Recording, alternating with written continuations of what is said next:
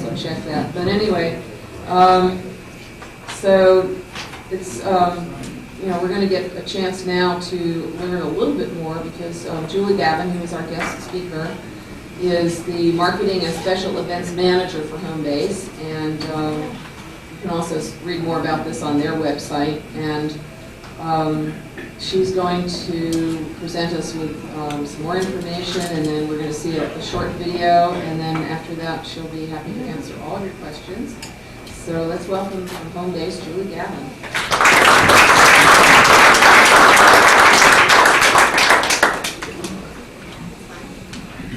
Thank you so much for having us here today, and thank you for all your support. As Susan mentioned, with the list that's gone around, socks being one of the most donated items, it's a really important item to our kids. There's actually a nickname for it, is white gold. And I'll go into that further as I explain what we do. Actually, I think I'm going to start with a video so you have a pretty good overview of what we do. It's a couple years old, and we've grown a lot in the last couple years, so there's some elements that we are now doing that is not on this video. So I'm going to start with this. Everyone's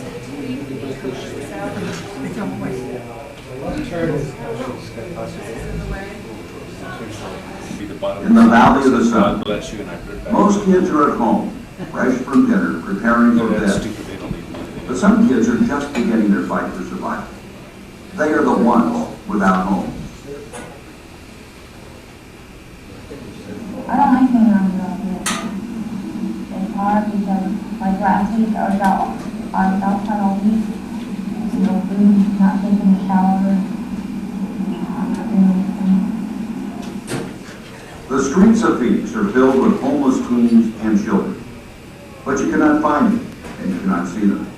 Fear, shame, neglect, and addiction have forced these children to camouflage themselves against a backdrop of an unforgiving street life. With over 5,000 kids on the streets of Phoenix, this city becomes an open market for prostitution and drugs. A transaction of sex for money to them seems like the only means of survival. Drugs seem like the only means of escape. Street kids can be as young as 11 or 12. I was in drug treatment when I was 12 years old. I left home when I was 14, met a pimp, was with a pimp for 5 years. Through all those 5 years, he abused me, beat me. Homebase Youth Services is a community-based agency located in the heart of the city. It is an organization that attempts to reach out to the kids trying to survive on the streets. Established in 1991, Homebase Youth Services has evolved into a complete continuum of care. Homebase Youth Services is not about finding blame. They are about saving lives. I think one of the worst things I ever saw on the streets was a young woman about 12, 14 years old who just had a baby, and she had it on the streets, and she's had a hard time living there herself. She ended up having to kill that kid right there. And I saw that. And I don't think anything has ever hurt me worse than that. The Outreach Center is one of the first steps in the reclamation process. It is a facility maintaining a variety of services that satisfy some basic needs of the youth, such as meals, clothing, and showers. The center also addresses their long-term needs, like referrals for shelters, medical care, advocacy, and individual case management. The Outreach Center is the second phase of intervention. The first is street outreach. Your name is Elizabeth? Hi, I'm Tom. How are you? Good. So you're hungry?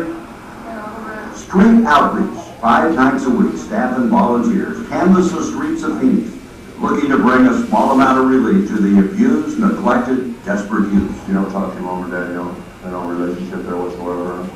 The street outreach program is designed as the first step in the intervention process. Junkies and Pat Leach approached me a few years back, shortly after arriving in Arizona, and told me about the Homebase Youth Services, and asked me to go out in the van and take care of the streets. I had heard about all this stuff that broke, and I realized what was really taking place out on the street. Thousands of children in the community that are homeless, and unfortunately they're also helpless for the no guidance, no directions, and nowhere to go. And it's the responsibility of this community to face up to these facts and face up to them now, because it's going to cost millions of dollars now and later if it's not corrected. That night was a big eye-opener for me as to what some of the real issues are in this community. And I'll never forget, we ran into a 16-year-old girl who was accompanied by her pimp. The youth counselor told me that this guy had given her AIDS, and yet she was still with him on the streets. And so I asked her, well, if he has given you a death sentence, why are you still with him? And I'll never forget her response. She said, because he's the only person in my life that's ever told me I love you. Anything to eat? Orange or maybe granola bar? Okay. You really see kind of a Jekyll and Hyde effect out here, because during the daytime, regular business people, they drive these streets every day. Some of their offices are located on these streets. Sun goes down, it gets dangerous. Street people come out, drugs, the gangs, pimps, prostitutes come out. Every minute becomes a struggle for survival. The Runaway Prevention Program educates junior and senior high school students about the futility of living without shelter, without resources, without choices. The prevention specialist also works with the schools to teach them the warning signs of youth considering flight. Home-based youth services believes that one way to prevent homelessness among kids is to enlighten them about the cruel realities of life on the streets.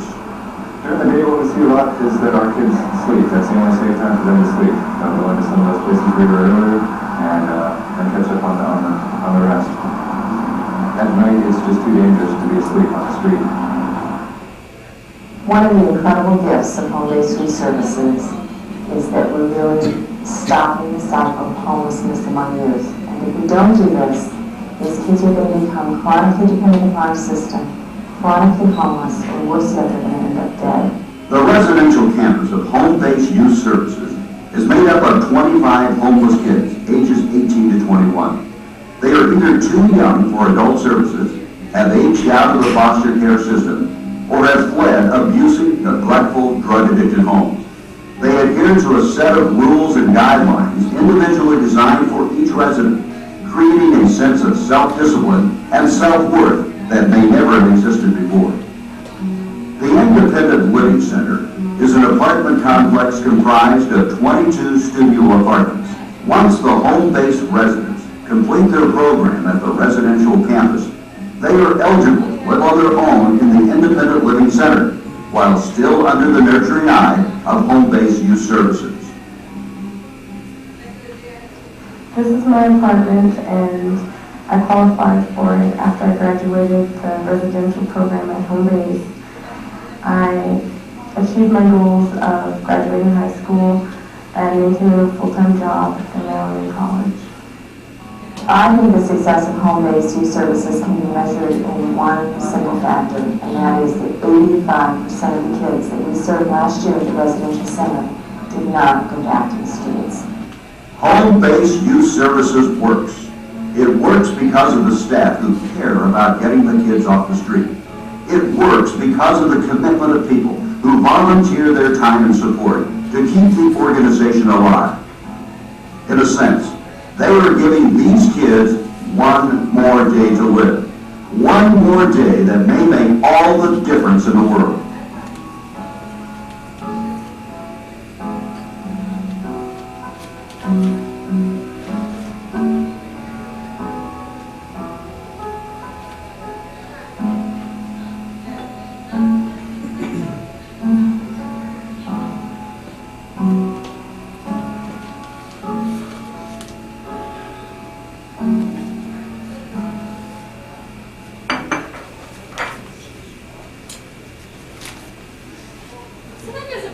Overview of what home base is. Like I said, we've grown quite a bit in the last couple of years, so there's some more elements that are, that are in place that I will talk about. And home base was founded in 1991 to address the needs of these homeless youth between 18 and 21, because in between that age range, these kids are too old to receive the youth services, which stop at 18.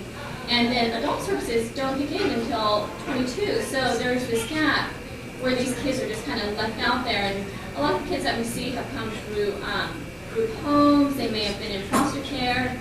And sadly, I didn't know this before I started working there, that some people take in kids to make some money off of them, and then once they turn 18, they're kind of left out there on the streets. And the same thing with group homes. Once they're 18, they're not licensed to care for them any longer. So once again, they're left out there. So that's how home base came into being, is because of that reason.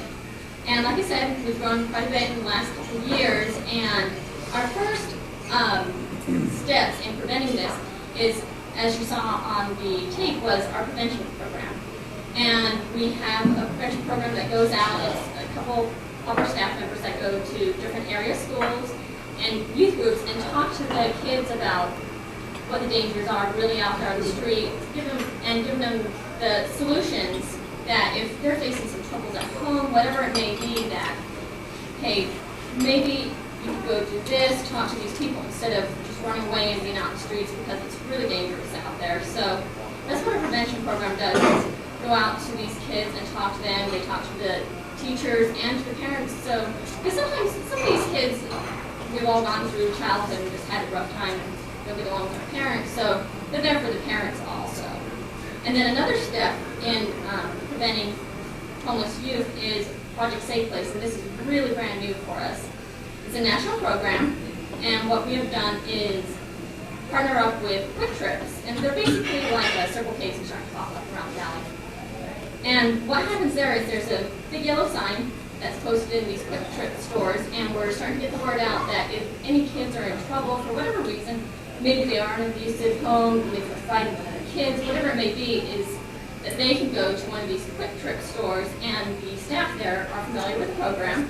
They'll call our staff and volunteers, and one of them will come out to see the kids, assess the situation, and get them the help that they need. Maybe they need to be taken somewhere, maybe the police need to be involved, whatever it may be. So that's the two steps that we have in place in really preventing homelessness and runaways among youth. And then the next one, which is really our first main contact with kids, is our street outreach program. And what we do here is we have a van that's fully stocked with different kinds of food, socks that I mentioned, which are very important, hygiene bags that include toothpaste, toothbrush, razors, shampoo. So there's a lot of things that go into these little hygiene bags that the vehicle is stocked with, food bags, socks, sweatshirts during the winter. And so our vehicles go through Phoenix. There's certain parts of Phoenix where it's known that these kids hang out. Over by Metro Center, they hang out. And then in Tempe, as probably a lot of people know also, the kids in Tempe kind of blend in with the college kids. You really don't know who's homeless, who's not.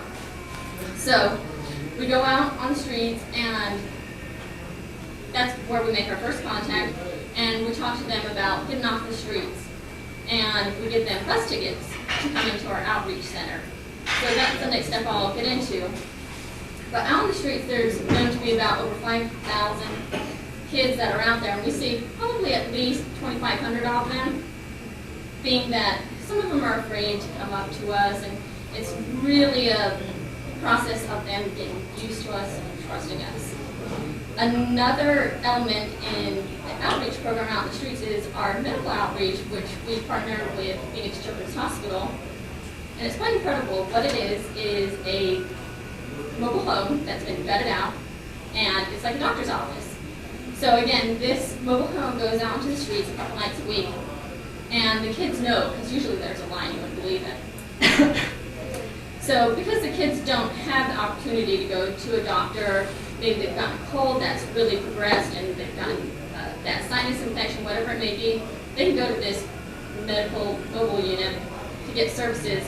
And if they have any problems that they can't treat right there, we have a lot of other people that have donated their services, being dentists, other doctors that we can refer you out to.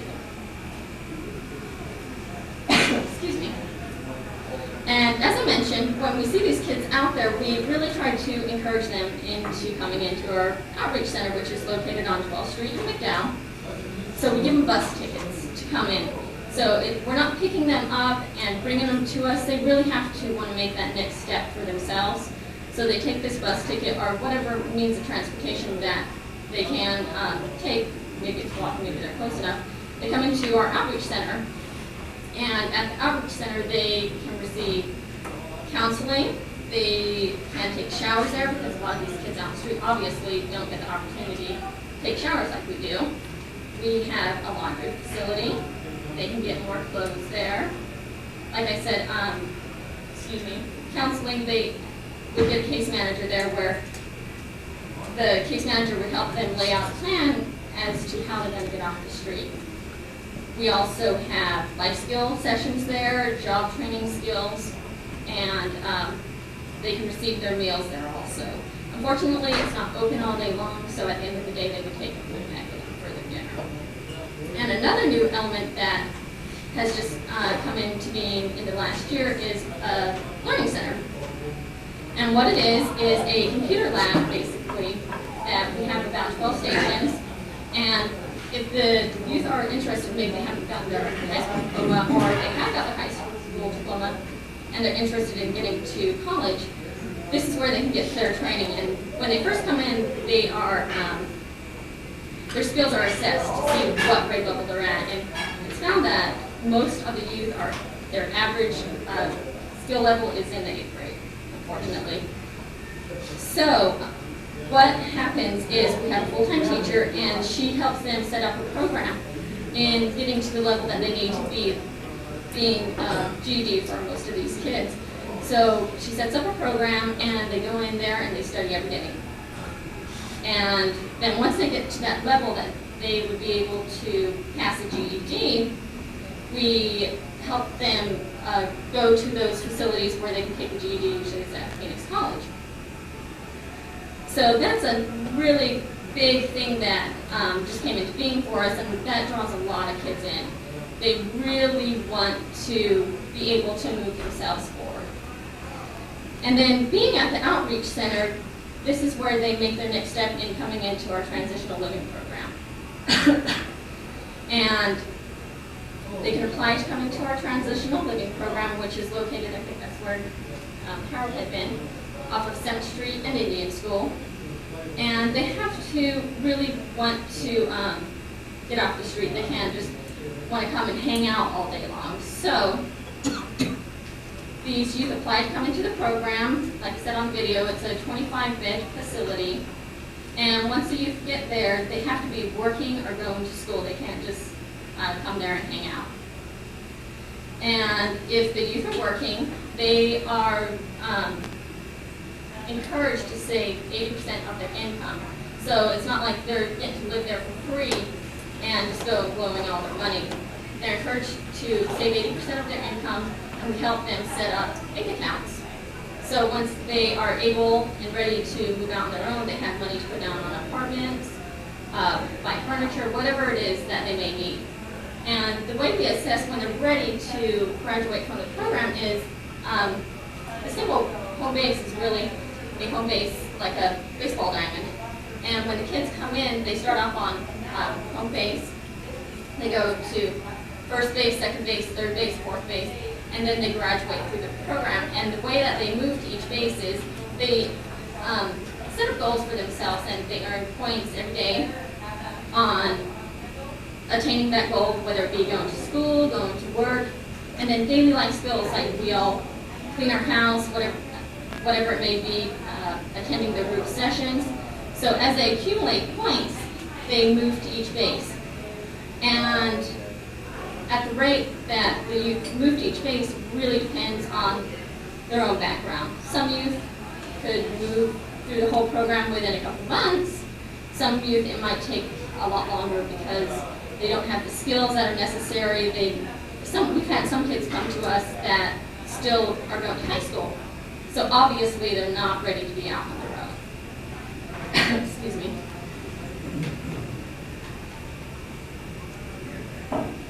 And then once the youth graduate from that program, we have an independent living program that is right next door to us. It's right adjacent to us.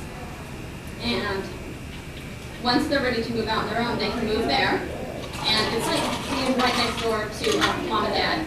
They're studio apartments, and they can come over to the transitional living program, still see counselors, get food if they need food boxes. Maybe they have enough money just to pay rent, whatever it may be, but they need food. And the way they pay rent over there is on a sliding scale depending on how much they make or if they're going to school. So we really take them right from the streets all the way to becoming independent. It's a whole curriculum for these youth to get off the streets. And without volunteers and people like you, it wouldn't be necessary. It wouldn't be, we wouldn't be able to do these things. We have some volunteers that go out into the street outreach with us. One gentleman in particular, he's been with us for about 6 years. He owns his own architectural firm, and he goes out, I think it's about 2 nights a week, and these kids really know who he is, they respect him. So, like I said, without people like you, we couldn't do this. Is there any questions? Or? Excuse me. We're in a second. We have the other microphone. Mayor has it. I had mentioned 2 weeks ago, to those of you who are here, about this ability to donate $200 to the program without it costing you a penny. I wanted to remind you and reiterate that. I mentioned it, and then I forgot to bring a check, but I happen to have a blank one, so I filled it out. So I'm going to donate my $200. But anyway, just to refresh your memory, I got this email from Karen Pratt, who's the Vice President of Development and Marketing for Home-Based Youth Services. And she mentions that she just learned that you and I could save money on our taxes and save homeless youth. The welfare tax credit provides eligible taxpayers an incredible opportunity to direct your tax dollars to qualifying charitable organizations such as Home-Based Youth Services. I know that religious schools have this perk because we've donated to them in the past. But to make a long story short, you write a personal check to Home-Based Youth Services. You itemize your deduction on federal Schedule A, including the donation. Then your add back is done on your Arizona State Schedule A, because Arizona will not let you take this as both a deduction and a credit. You complete your Arizona tax form 321 and 301, and on page 1 of the Arizona tax form 140, you take a dollar for dollar credit. That means if your Arizona tax computes out to $1,000, you take $200 off of that, you only pay $800, and it's like $200 in your own pocket. So in a sense, it's costing you nothing. So I would encourage you, if you didn't bring a blank check with you today, to try to remember to either mail it in or bring it in, and we'll see that they get it. I like that. It sounds like fuzzy math, but hey, if we can do it with the IRS and find ways to get around them and still keep money in our pocket, it sounds great, and we still help out a good cause. We have a question here, Mary. Do you have any count on how many people have graduated from your independent living? Well, yes, successfully. As in the video, it mentioned that over 80% of the youth that come through the transitional living program don't go back to the streets.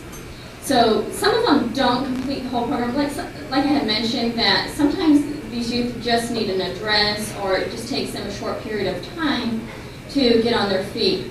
And last year in the program, we had 67 youth, and 80% of that is about 54%.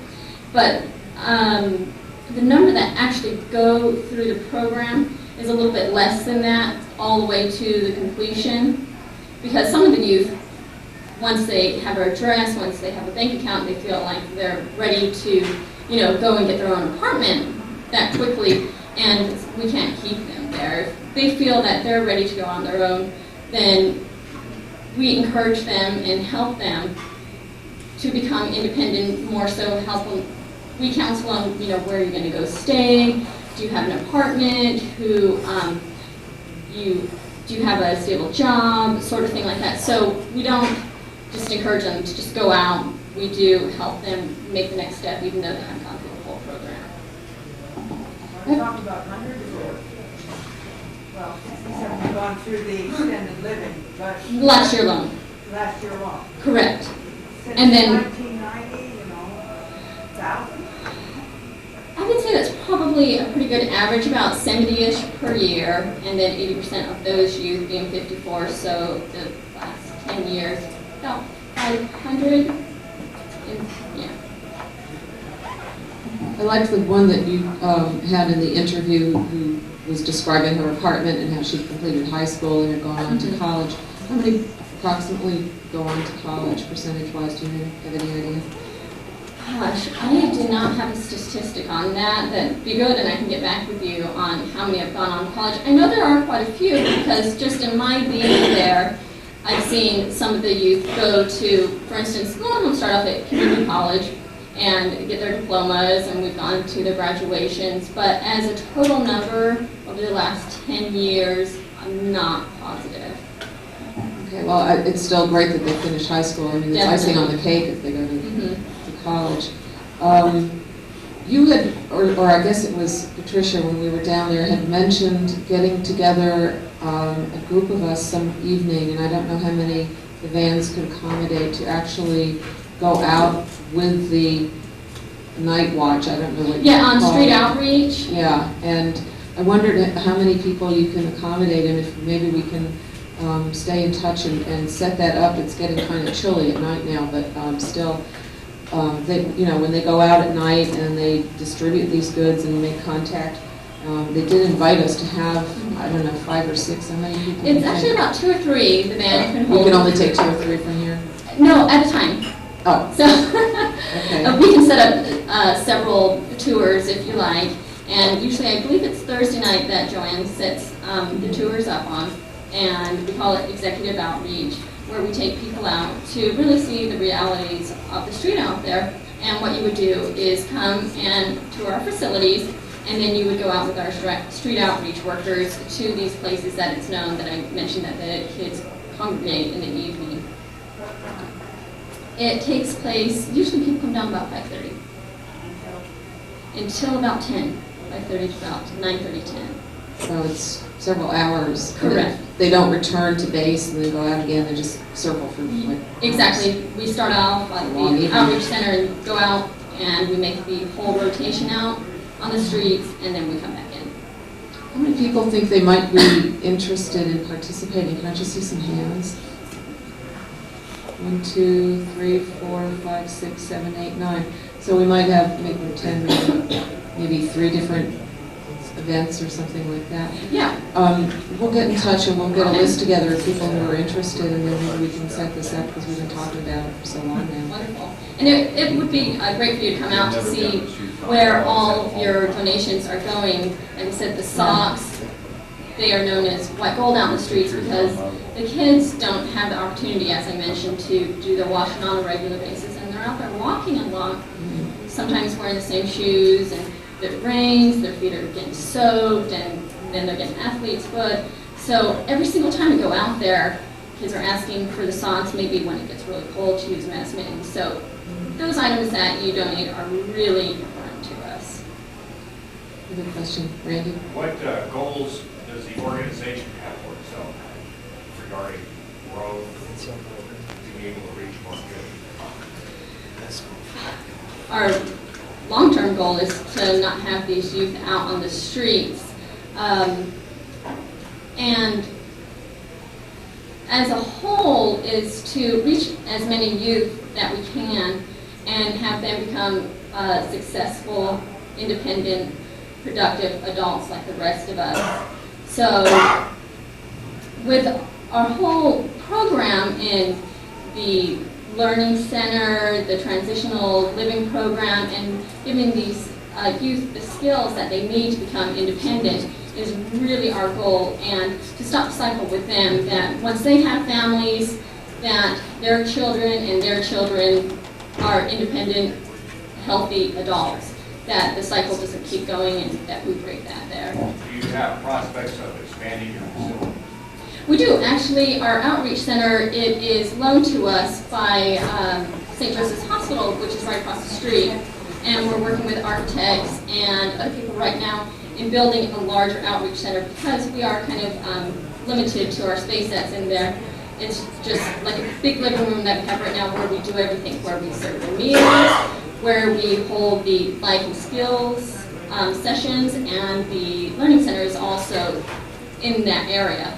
So we're working on building a new outreach center which would have more areas for counseling, a bigger learning center, things of that nature. So yes, we are looking to expand in that sort of sense. David? Back there. Yes. What do you do when you have older people come to you for help? Good question. Because we do have older people that we see out in the streets and younger people.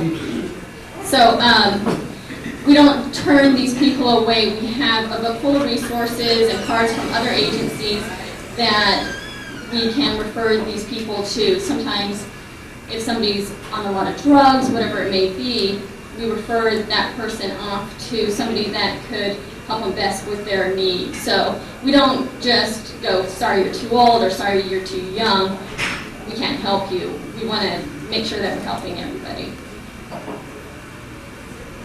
Any other questions? Oh, yes, okay, up here.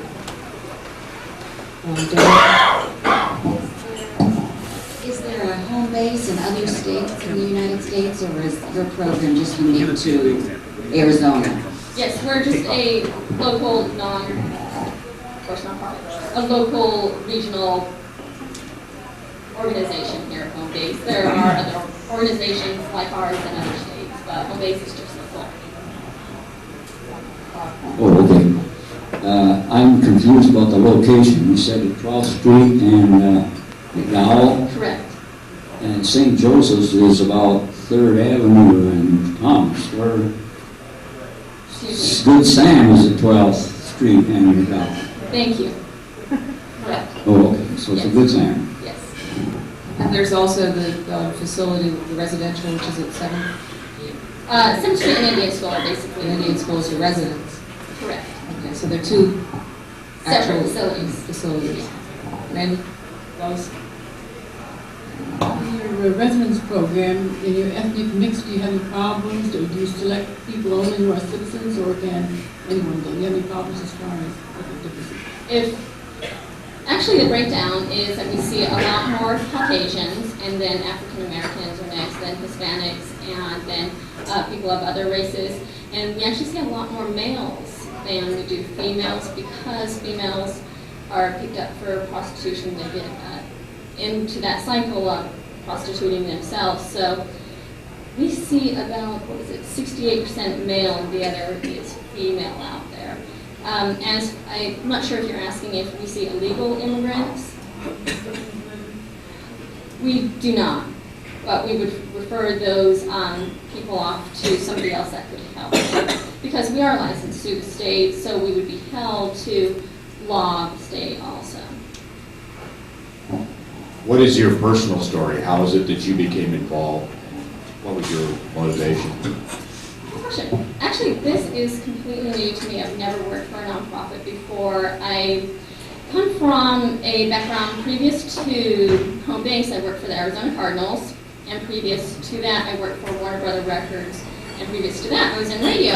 And I've always done marketing, promotion, special events, and I was just really looking for a change where I could help people, and so that's how I came to Home Base just over, almost 2 years ago. I'm glad that you asked that. Normally we do have more of a biographical sketch about our speakers that we post on the tables, but for some reason I didn't get filled in too much on your background other than what your title was. So you work for Warner Brother Records? As a local rep, yes. Interesting. Yeah.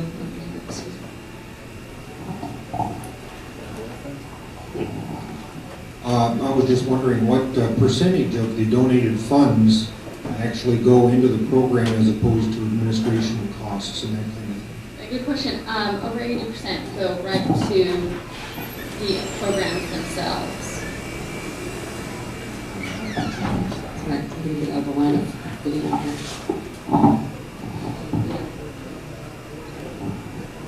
Since you've been in existence for over 10 years, this must be an ongoing problem. How come the legislature's never gotten involved in this? You said there's a gap in the system. Have they ever been approached about that? To tell you the truth, I'm not sure, and I know just a couple of weeks ago, I believe this was brought up to the legislator about, because, for instance, with Child Protective Services and all these things, and we have had discussions about that age range of, why is there that gap? To give you a truthful answer, I'm not sure why those services have not been brought together, because really that once we all hit 18, we're adults, but why those services don't take place until 22 is a mystery. I can't understand it myself. I think we'll take like one more question. Does anyone have one more? And then we're going to stop a little early because of the book club thing. But anyone else have another question, comment? Yes, up here. Mary has anything. I guess I have two. One is, have you ever spoken to the governor? Because she seems very interested in this. And would she be able to figure out somebody that could start helping you, helping us close the gap? And the other thing is, do you find one particular problem that seems to be overriding, that sends all these kids out into the street? I was really torn by the gal who said nobody's ever said I love you, except for Pim. Yeah, a lot of the youth come from broken backgrounds where in their family there's been drugs or some sort of abuse. So a lot of the youth that we see have come from some kind of background where that is the case, and either they run away from home or there are terrible fights at home, whatever it may be, that end these youth up onto the streets, or they're in the foster care system because their parents aren't able to care for them. So really that's what we see a lot of. Some of the kids obviously run away being rebellious teenagers, but these kids go through that cycle and they go back home, they realize that that's not really where they should be. The kids that are out there chronically and become adults that are chronic homeless adults are from backgrounds where they're really not functional. And then as for speaking with the governor, I know our president, Pat Leach, has had some talks with her in regard to what the result was. I'm not sure where the conversations have gone. One more. What happened to the baby? Yeah. In the video. So when girls do have babies, they either have to give them up if you get to them in time, or else. There are some other services out there for youth with children, Florence Print services that help young mothers with children. So if correct, yeah, we don't have young mothers in our program, but like I said, if we can't meet their needs, we always refer the youth off to somebody that can help them. Okay, well, Julie, thank you so much.